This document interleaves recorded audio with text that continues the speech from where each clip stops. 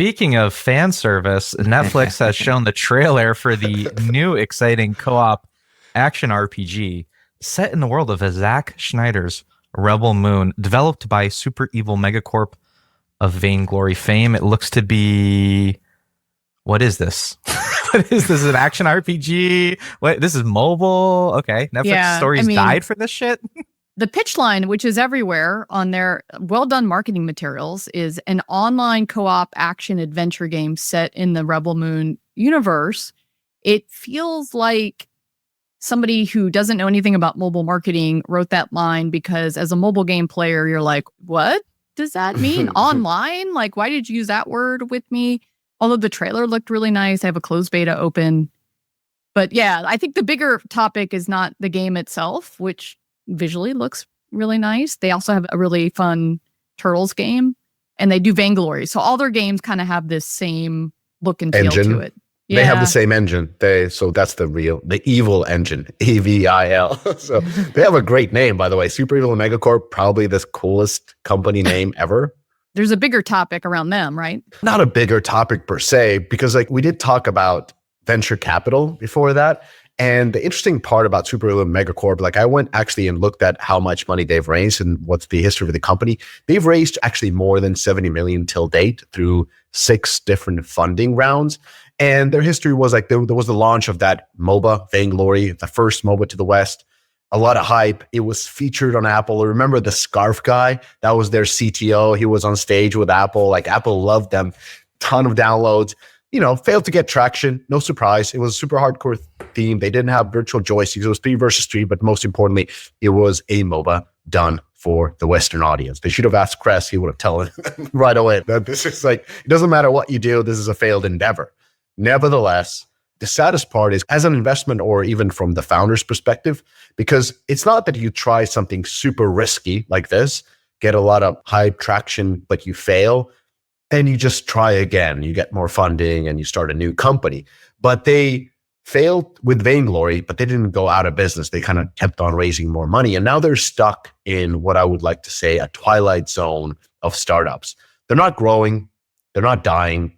They're existing.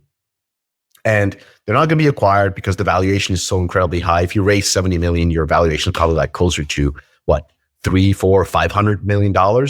And now they've kind of gone from this independent studio with a lot of momentum, entering a new category, having their own engine, making MOBAs, having this team from Riot and so forth to work for hire studio, making games for Apple Arcade and Netflix. And that's not a sad state to be at. There's nothing wrong in making games for Apple Arcade or Netflix, especially these kind of good-looking games. But it's definitely not the outcome that likely the founders and the VCs, I think A16Z included, were expecting from this company. From purely the VC perspective, not from the perspective of how good the team is and the quality of their game, because I think those are all there. It's just what can happen if you end up in a twilight zone. I think Phil would say Twilight Zone, which you stole, which I love. Is this the Twilight Zone happening? It's like the hibernation of the infected in Last of Us 2, underneath. Oh, so good episode. If you haven't seen Last of Us 2 season 2. Oh, anyway, go, Chris. 2 main points here. One, this was an amazing team that can build amazing product from the get-go. They've always been like one of those premier teams, right? So I'll give them that, right? 2, to be clear, these were the original OG MOBA developers, right? This was the proof that it could never work because they actually built quite a good game with Vainglory and it fucking bombed. Absolutely bombed. There was just no market for it, right? So these guys took the risk that made sense at the time, and they were the kind of the proof that it was never going to work. And the fact that people made MOBAs after Vainglory for the West never made sense. So these guys were the OG. So I don't really blame them for taking a shot at it. Third thing, I was kind of surprised that this thing is still being greenlit. This seems against the strategy. Rebel Moon.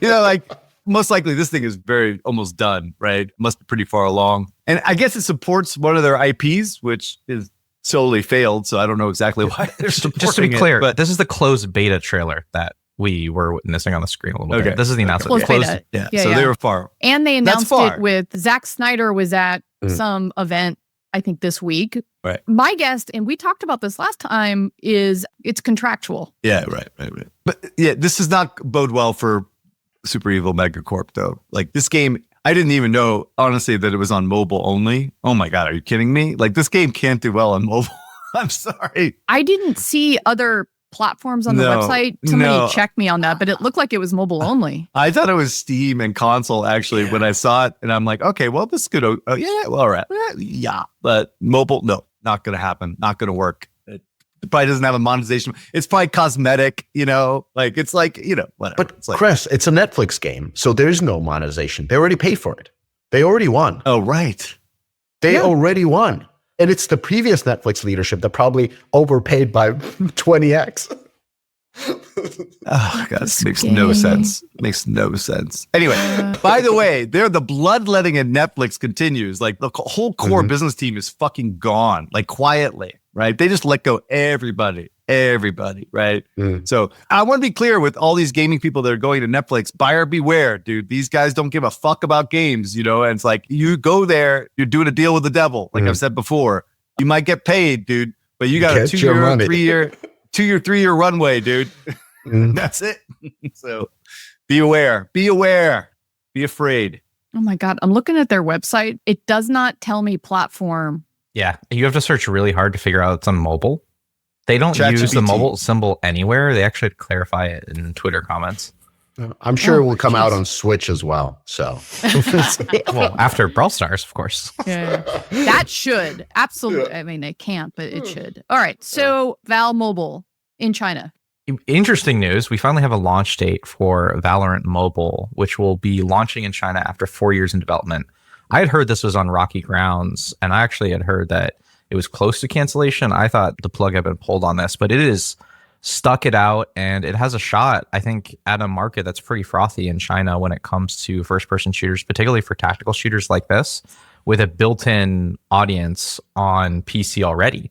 So let's see how this does. Right now, we're looking at the top performers in China in the FPS category for iOS only, again, just to control for the distribution of Android in China. And you'll see Crossfire is number one far and away, doing about 20 million a month on those platforms. That, of course, is the ripoff of CSGO that China has and then developed for mobile. Delta Force is out, by the way. That was the HD title we were looking at earlier this year. It's out in the last 2 months. Did it 11 million.